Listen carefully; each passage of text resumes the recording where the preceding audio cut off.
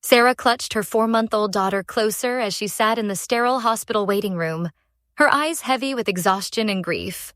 For 3 agonizing days, she had maintained a vigil by her grandmother's bedside, watching the rise and fall of the ventilator that kept her beloved matriarch tethered to life.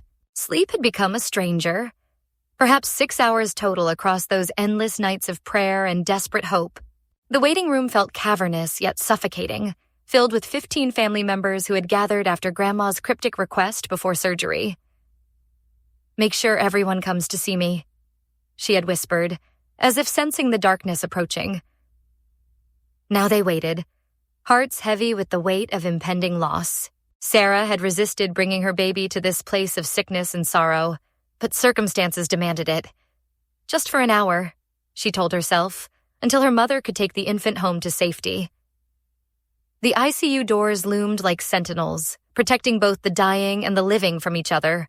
A small tornado in the form of a 2-year-old named Lana disrupted the solemn atmosphere. While her mother remained glued to her phone across the room, the toddler wreaked havoc, snatching dolls from Sarah's nieces, shrieking as she attempted to breach the ICU, climbing over Sarah's brother-in-law like a jungle gym. The child's family of 4 or 5 watched with detached indifference, offering only half-hearted verbal corrections that fell on deaf ears. When Lana discovered Sarah's baby, fascination replaced chaos briefly. The infant, with her natural 4-month-old instincts, grasped her colorful toys with determination. But Lana saw opportunity in those tiny fists, repeatedly yanking toys away as Sarah's frustration mounted. "Lana, give it back," the distant mother called without conviction, never lifting her eyes from her screen. The breaking point came when tiny fingers became the prize.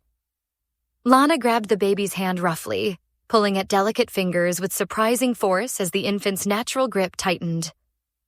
Sarah's maternal instincts exploded through her exhaustion and grief. "No, this isn't yours. Go back to your mom."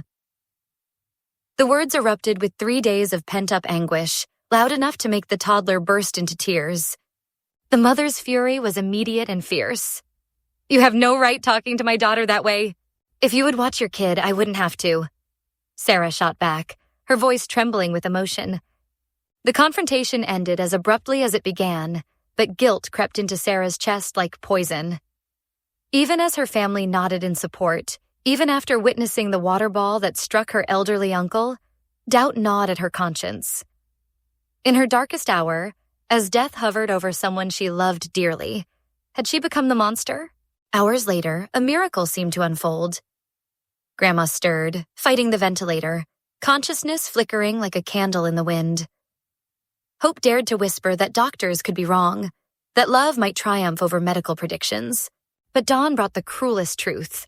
The woman who had called her family to her side, sensing her own mortality, slipped away as morning light filtered through hospital windows.